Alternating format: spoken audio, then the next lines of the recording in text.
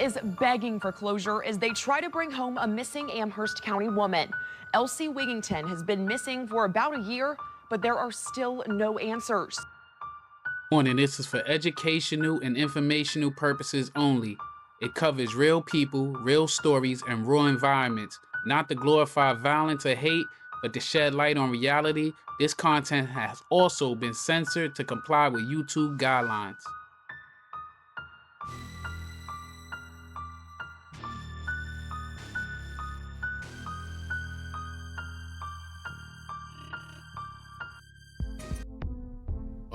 Welcome back to Uncle Mo TV. Tonight we're going to get into the story of Elsie Wiggington. We're going to talk about what led up into her untimely demise and how her husband was later found to be guilty of that. And we're going to get into the details and the stuff that led up to that and how she tried to warn everybody about the outcome that seemed to have happened that could have been avoided. So listen, this is not here for judgment. This is here to let everybody know when your loved ones reach out to you, please bend the ear and please do what you gotta do to help them. You never know. You might be their only choice and their only opportunity at life. Please, when we get into this story, take heed to the message. Right now, you're gonna see how this spouse took advantage of this beautiful soul and how he later was found guilty of her untimely demise. And without further ado, with that being said, viewer discretion is advised. If someone texted you saying he's going to kill me, then what would you do? Would you believe them? Would you act fast enough? That was the haunting message Elsie Wiggington sent to her foster sister just moments before she vanished without a trace. Elsie was 45 years old. A mother, a grandmother, and a respected nurse in Amherst, Virginia. She spent nearly 3 decades caring for others. But in June of 2023, she needed someone to care for her, someone to listen, because she knew she was in danger. Her marriage was over. She had already filed for divorce back in 2020 after discovering that her husband, Frederick Wiggington Jr., was having an affair with his ex-wife, Patricia. The betrayal ran deep, but Elsie was trying to move on until things took a dark turn.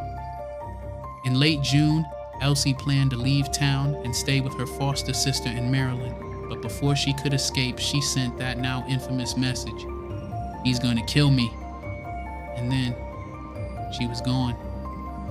Frederick never reported her missing. In fact, he didn't seem concerned at all. Her family, terrified, reported her disappearance on June 26th, but there were no leads, no evidence, just silence. A family is begging for closure as they try to bring home a missing Amherst County woman. Elsie Wiggington has been missing for about a year. Nearly 14 months passed with no answers, but police weren't ready to give up. Then in August of 2024, investigators returned to the Wiggington property with cadaver dogs and ground-penetrating equipment. That's when they found it, a freshly poured concrete slab, and beneath that slab, buried right on the property, were the remains of Elsie Wiggington. It was exactly what her family had feared since that final text message. Frederick was arrested and charged with her murder, but the story didn't end there. Soon after, his ex-wife Patricia, the very woman he cheated with, was also arrested. Investigators say she lied to police and helped Frederick cover up the crime. She was charged with obstruction of justice and being an accessory after the fact. At this point, the case seemed like something out of a crime novel: infidelity, betrayal, a missing wife, a buried body, and a possible co-conspirator. So our top story tonight, the sheriff's office believes they've found the body of a missing Amherst woman. Elsie Wiggington went missing in June, but recent breaks in the investigation finally brought home answers to the family and that community. That's right. The Amherst County Sheriff held a press conference today to share the updates. WFXR's Rianne Lowndes joins us live from the Sheriff's Department. Rianne, not only do they believe that they found Elsie's body after all this time, they also made an arrest in this case. Yeah, that's right, guys. They took Elsie's husband, Frederick Wiggington into custody today in Augusta County just a few hours ago, but only for concealment of a body. The sheriff saying, though, that they expect more charges to be pressed in this case very soon. 45-year-old Elsie Wiggington has been missing for over a year. Her family and friends reported her missing last June. Sheriff Ayers says a body was found at her home on Pendleton Drive around 8:30 this morning. It has been sent for DNA testing. They do believe that they found Wiggington. They did not go into detail about where she was found on that property or why they returned to search the property a second time. But the sheriff did not hide his feelings about finding some form of resolution in this case. It could be my family, it could be your family. But at the end of the day, she was a human being that didn't deserve what happened to her. That's why I'm upset.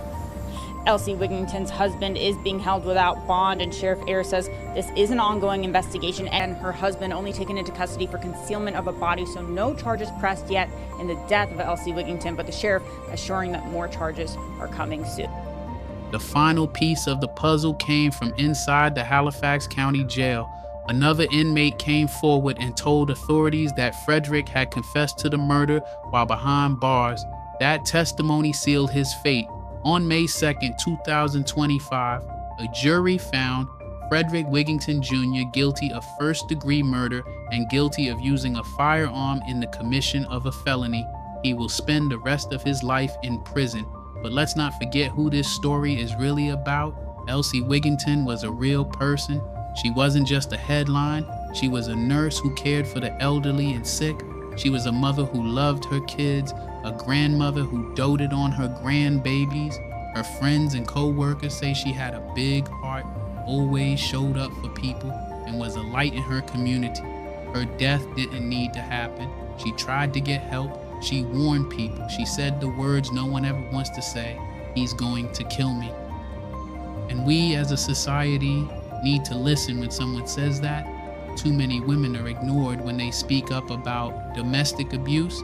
Too many final texts go unanswered. Too many red flags are waved off until it's too late. So if there's one thing to take away from this story, it's this. When someone tells you they're afraid, believe them. When someone says they're in danger, don't wait, because silence isn't just dangerous.